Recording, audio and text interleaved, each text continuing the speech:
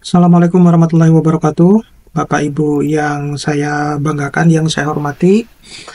Nah, jadi ini adalah gambaran singkat peta perjalanan pencapaian jabatan fungsional dosen sesuai dengan Permen Pan RB nomor 1 tahun 2023 ini, di mana ini yang saya tampilkan ini adalah kalau kita mengsimulasikan ya, kira-kira kita itu untuk bisa mencapai ke jabatan akademik tertentu ya, misalnya mau ke guru besar atau ke lektor kepala. Nah, terserah targetnya Bapak Ibu itu seperti apa. Nah, ini simulasinya seperti ini. Jadi nanti akan saya coba jelaskan kembali karena banyak yang bertanya terkait dengan hal tersebut ya. Tapi sebelum kita jauh membahasnya, saya mau mengingatkan kepada teman-teman dosen bahwa jika Bapak Ibu dosen yang membutuhkan prompting untuk menulis jurnal internasional, jurnal nasional, atau menulis buku dengan cepat ya, ataupun bahkan ada tersedia untuk PowerPoint yang bisa dimanfaatkan untuk mengajar, Bapak Ibu bisa mengklik link yang ada di deskripsi dari video ini atau link yang ada di Instagram saya, Facebook saya juga. Nah, jadi saya lanjutkan Bapak Ibu, bahwasanya ini yang saya sajikan ini seperti kita ketahui bahwa proses kenaikan jabatan akademik di Indonesia itu terbagi dalam dua komponen ya, dua grup lah atau dua kelompok gitu. Nah, yang pertama itu satu diperuntukkan untuk dosen-dosen yang dalam kategori dosen PNS, sedangkan yang satunya itu dalam kategori dosen non-PNS. Nah, seringkali saya sampaikan di dalam video saya bahwa di Indonesia itu pendidikannya tidak akan pernah maju karena masih membeda-bedakan antara dosen PNS sama dosen non-PNS. Nah, kalau kita mengacu kepada atau melihat ya contoh-contoh negara-negara maju yang notabene mereka itu hampir tidak memiliki sumber daya alam ya sebagai salah satu penunjang kekuatan negaranya. Mereka itu tidak pernah yang namanya membeda-bedakan dosen gitu. Baik itu yang dosen mengajar di kampus swasta ataupun yang di kampus negeri itu tidak pernah dibeda-bedakan, bahkan disupport oleh pemerintahnya gitu. Nah, kalau tidak percaya silakan Bapak Ibu tanya kepada teman-teman dosen yang sedang studi ke luar negeri di negara-negara yang maju ya, terutama yang di Asia seperti Jepang, Taiwan, Korea. Kalau di Eropa ya sama Amerika ya sudah pasti gitu ya. Silakan Anda tanyakan di situ. Nah, terkait dengan hal ini banyak sekali yang ditanyakan oleh teman-teman dosen. Kira-kira saya itu, kalau posisi misalnya dari lektor mau ke lektor kepala ataupun ke profesor, itu kira-kira butuh waktu berapa lama gitu untuk bisa saya misalnya mau target saya itu menjadi guru besar gitu ya. Nah, jadi disclaimer dulu Bapak Ibu, saya di video ini itu tidak bermaksud untuk menggurui. Tetapi yang perlu Bapak Ibu ketahui bahwa kebetulan di kampus tempat saya bekerja, tempat saya mengabdi itu, hal yang semacam ini itu bukan merupakan hal yang baru ya, integrasi SKP ya, konversi SKP kemudian diintegrasikan itu bukan merupakan hal yang baru. Kenapa saya bilang bukan merupakan hal yang baru?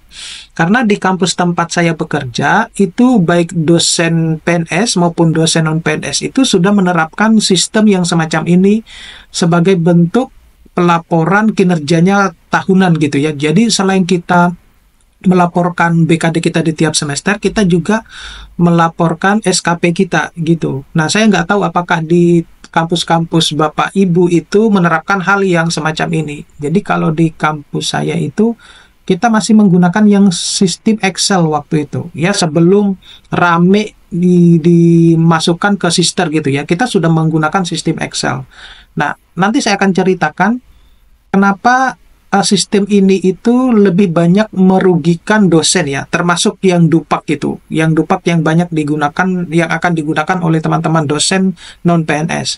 Tapi kita bahas dulu yang ini. Jadi nanti akan sekalian saya bahas di video ini terkait dengan dupak tersebut. Nah, ini kalau kita lihat Bapak Ibu ya, jadi berdasarkan pengalaman yang saya dapatkan, karena seperti yang saya bilang tadi bahwa di kampus saya ini bukan merupakan hal yang baru, kita sudah lama menerapkan hal ini. Jadi, kalau melihat dari pengalaman yang saya terapkan, yang saya dapatkan waktu itu, sesuperior apapun kita, seproduktif apapun kita, kalau menerapkan sistem konversi SKP itu proses untuk menjadi guru besar itu butuh waktu yang lama.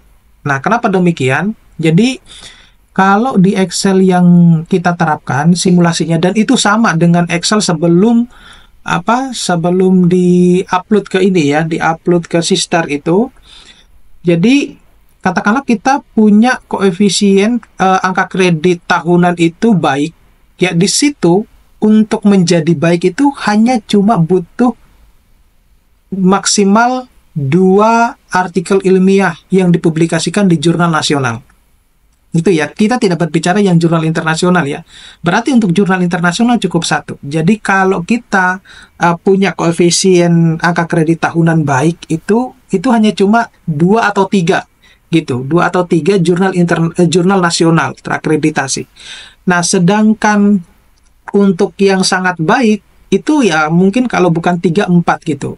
Nah, saya pernah berada pada posisi yang koefisien yang sangat baik maupun yang baik itu. Ya, bukan berarti saya tidak menghasilkan banyak publikasi di setiap tahunnya. Nah, yang menjadi pertanyaan, yang menjadi concern kita itu adalah tatkala dosen itu dalam 1 tahun itu memproduksi paper ya, atau dia berhasil mempublikasikan artikel ilmiahnya di jurnal nasional saja, itu katakanlah lebih dari 10 ya, atau bahkan 10 gitu ya, atau kurang dari 10 ya, katakanlah 7-8 paper per tahun, maka yang bisa dimasukkan untuk bisa mendapatkan koefisien sangat baik ya maksimal hanya cuma 4 gitu. Jadi sisanya mau dikemanakan? Nah, itu yang menjadi pertanyaannya. Sehingga karena ini kita itu sudah dibatasi bahwa oke, kalian itu hanya maksimal untuk koefisien angka kredit tahunannya itu sangat baik. Berarti sangat baik itu hanya mendapatkan poin 150 gitu ya. 150 ditambahkan dengan poin-poin yang lain gitu. Nah, artinya baik terutama untuk dosen-dosen yang produktif ini sangat tentu dirugikan gitu. Nah, apakah yang sistem Dupak tidak dirugikan? Ya, banyak juga kekurangannya gitu ya. Nah, tetapi sebenarnya awal munculnya Permen Pan RB nomor 1 tahun 2023 itu sudah menjadi sempat viral karena sebenarnya sudah dibahas juga karena ini tidak menguntungkan gitu. Apalagi waktu Permen Pan RB nomor 1 tahun 2023 yang sebenarnya waktu itu diperuntukkan hanya untuk dosen PNS, tatkala ada dosen non-PNS yang akan naik waktu itu ya, menggunakan angka kredit Dupak, yang akan naik ke pangkat ya, baik itu yang hanya sistem reguler ataupun yang loncat jabatan, itu terkendala dengan aturan ini gitu. Saya juga bingung ya, kenapa kok ini berdasarkan curhatan dari teman-teman dosen yang waktu itu mengalami hal tersebut. Jadi dia bukan dosen dia bukan dosen PNS, kemudian mau mengajukan ke lektor kepala, dari asisten ahli ke lektor kepala, bahkan ada yang lektor ke guru besar, tetapi ditolak hanya gara-gara aturan Permen Pan RB nomor 1. Nah, padahal aturan Permen Pan RB nomor 1 itu hanya diperuntukkan untuk dosen PNS gitu. Dan isunya waktu katanya ya, ini isunya yang saya hanya dengar, entah itu benar atau tidak, bahwasanya waktu dibentuk ya Permen Pan RB nomor 1 tahun 2023 itu kan itu lebih banyak difokuskan sebenarnya untuk pegawai ASN yang non dosen gitu. Nah, tetapi pada akhirnya berimbas ke dosen ASN. Itu yang pertama. Yang kedua, waktu dibentuk juga Permen Pan RB nomor 1 tahun 2023 itu tidak ada dosen yang dilibatkan gitu. Ya karena memang peruntukannya sebenarnya itu adalah untuk yang ASN non dosen waktu itu. Nah, jadi kalau kita lihat di sini Bapak Ibu, nah terlepas dari Bapak Ibu produktif ataupun tidak, lebih banyak menghasilkan publikasi dalam 1 tahun, kemudian kita itu ya hanya cuma dibatasi koefisien angka kredit tahunannya adalah sangat baik, yaitu maksimal poin yang Bapak Ibu dapatkan itu adalah 150 gitu. Nah, jadi kalau kita hitung-hitungan di sini ya Bapak Ibu bisa lihat di peta jalan pencapaian jabatan fungsional ini. Kalau kita Bapak Ibu itu pada posisi asisten ahli ya di usia 25 tahun ya, 25 tahun untuk bisa mencapai ke guru besar dengan nilai konversi atau nilai yang paling rendah, nilai dasarnya 850 itu butuh sekitar waktu pencapaiannya 13 sampai 18,5 tahun gitu. Nah, itu kalau kalau dirasa atau kalau itu proses pengajuannya lancar ya, tanpa ada memakan waktu berbulan-bulan, yaitu mungkin akan tercapai pada usia 41,3 tahun.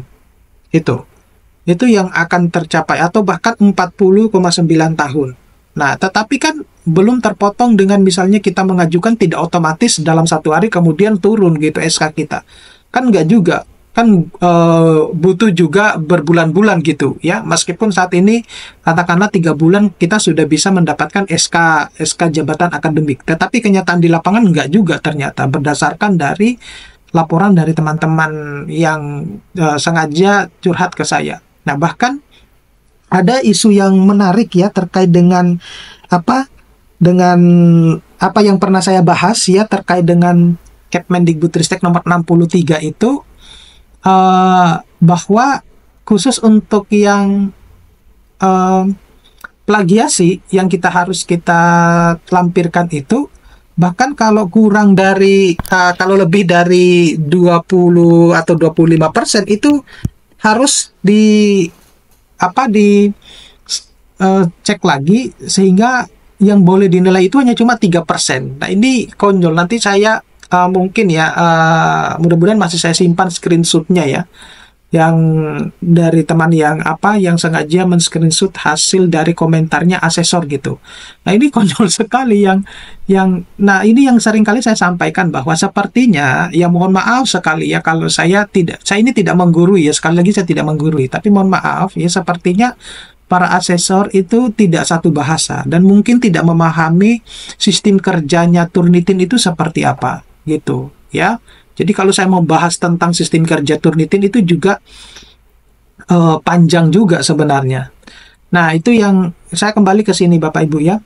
Nah, itu kalau untuk yang koefisien sangat baik. Nah, berbeda kalau dengan koefisien di angka kredit tahunan yang baik gitu. Nah, untuk bisa mencapainya itu ya, Bapak Ibu mungkin bisa berusia 50 tahun baru untuk bisa guru besar yang angka kredit nilai dasarnya 850 gitu.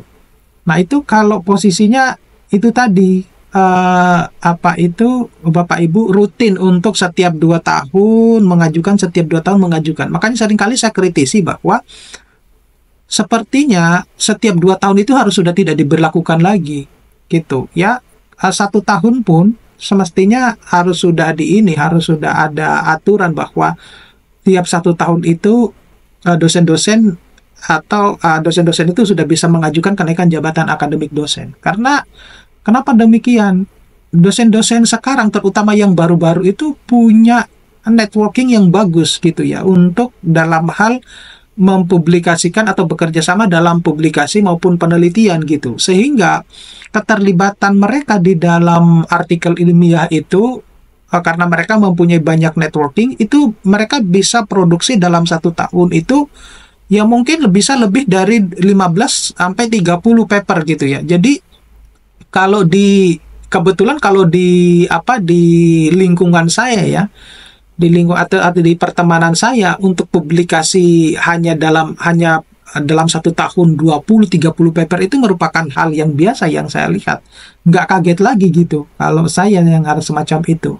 Nah, justru itu yang membuat saya menjadi tertantang bahwa saya juga harus bisa gitu ya. Tetapi dengan catatan bahwa kita harus memiliki kontribusi Bapak Ibu ya, bukan asal nebeng nama di situ. Dan saya tahu bahwa teman-teman saya ini karena jago-jago menulis ya, mereka juga punya banyak teman pertemanan gitu, sehingga saya tahu betul bahwa kontribusi mereka itu besar sekali gitu di dalam penulisan artikel ilmiah. Dan itu kan dikerjakan karena rame-rame, sehingga proses pengerjaan artikel ilmiahnya lebih cepat gitu. Nah, itu berbeda sekali kalau misalnya pola pikir kita, cara pandang kita itu masih menggunakan cara-cara yang lama, yang notabene itu tidak menyesuaikan dengan perkembangan zaman. Nah, semacam itu. Jadi, penting juga mungkin ya untuk kementerian harus memahami bahwa aturan-aturan yang dibuat itu sudah tidak relevan dengan perkembangan zaman gitu. Orang untuk mau naik jabatan akademik dosen itu tidak harus menunggu 2 tahun secara ini ya, secara normalnya gitu ya. Apa salahnya kalau kita hanya cuma 1 tahun langsung gitu ya, harus bisa naik pangkat gitu. Nah, itu yang menjadi perhatian gitu. Nah, kemudian apakah yang tentu ini ya, dengan sistem yang semacam ini, sekali lagi saya tekankan bahwa dosen-dosen yang produktif, yang menghasilkan banyak publikasi dalam 1 tahun, ya bisa dikatakan tidak akan memaksimalkan semua papernya untuk dimasukkan ke dalam sistem konversi SKP ini ya, yang kemudian diintegrasikan itu.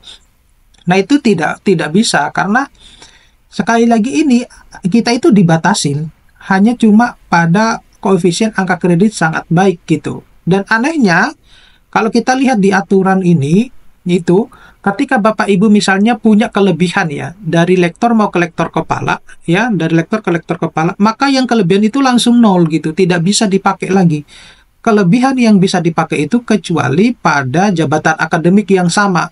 Misalnya pada posisi lektor kepala 4A mau ke 4B, itu kelebihannya bisa dipakai, atau ke 4C itu bisa dipakai.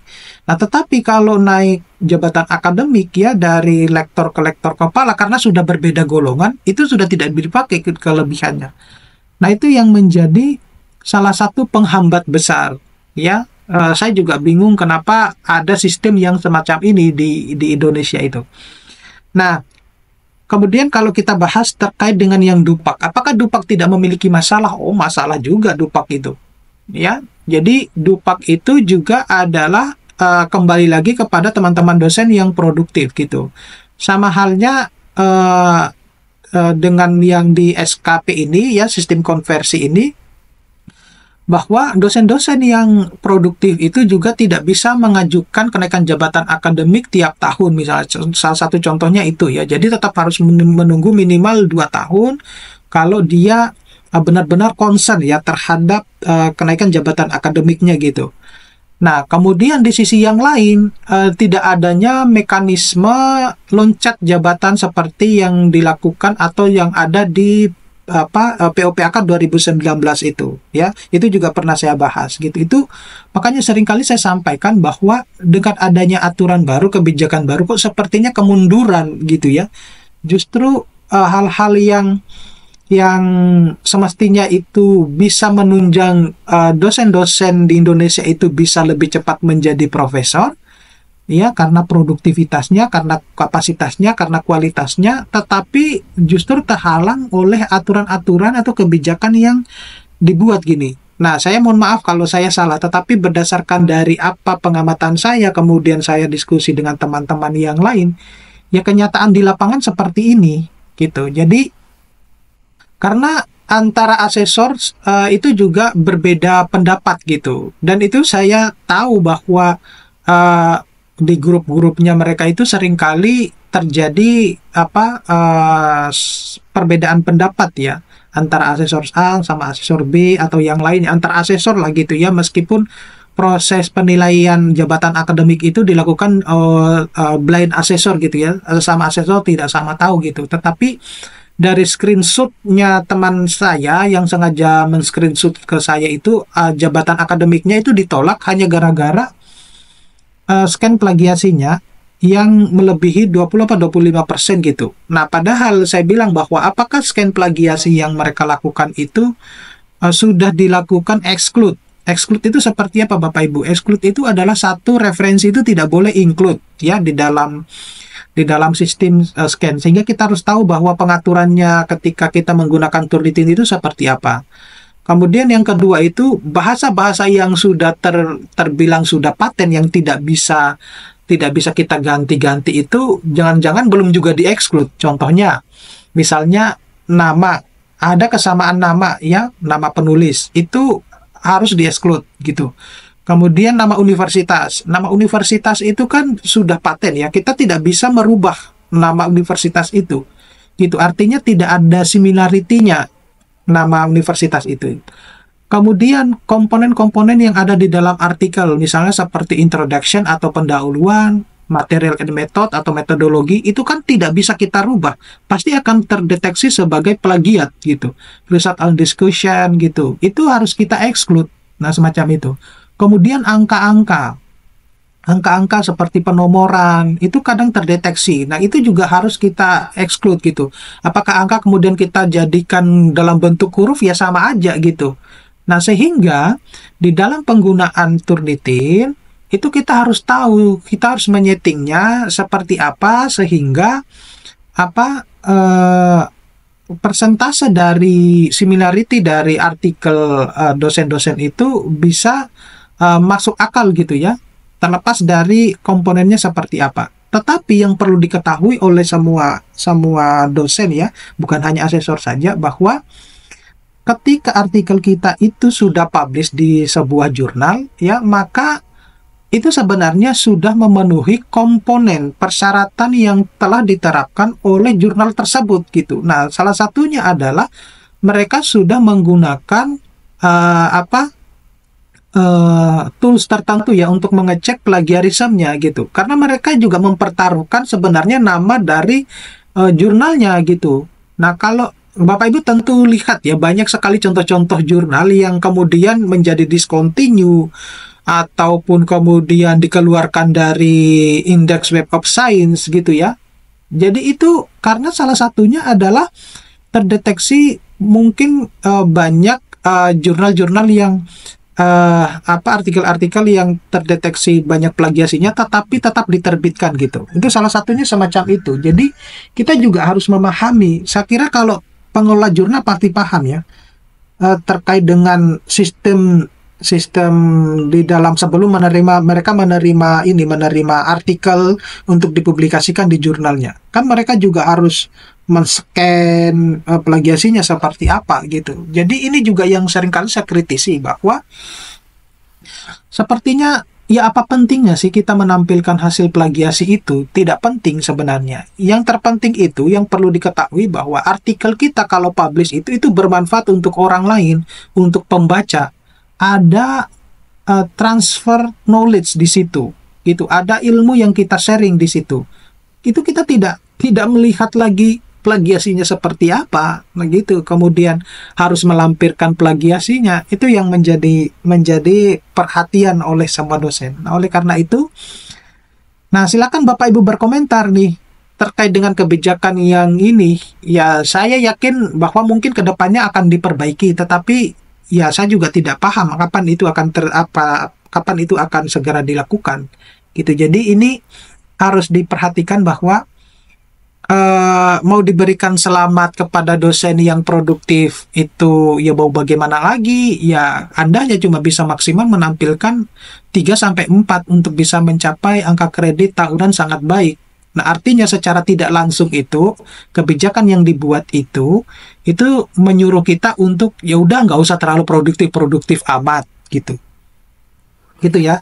Itu secara tidak langsungnya seperti itu, karena sebanyak apapun Anda menampilkan artikel ilmiah Anda, coba Anda simulasikan, yaitu hanya cuma 3-4 itu sudah pada posisi angka kredit tahunan sangat baik gitu. Tidak perlu harus lebih dari 4 gitu. Oke? Mudah-mudahan ini bisa bermanfaat buat teman-teman dosen. Silakan berkomentar. Saya sangat menghargai teman-teman dosen untuk berkomentar, saling sharing ya tentang keilmuan.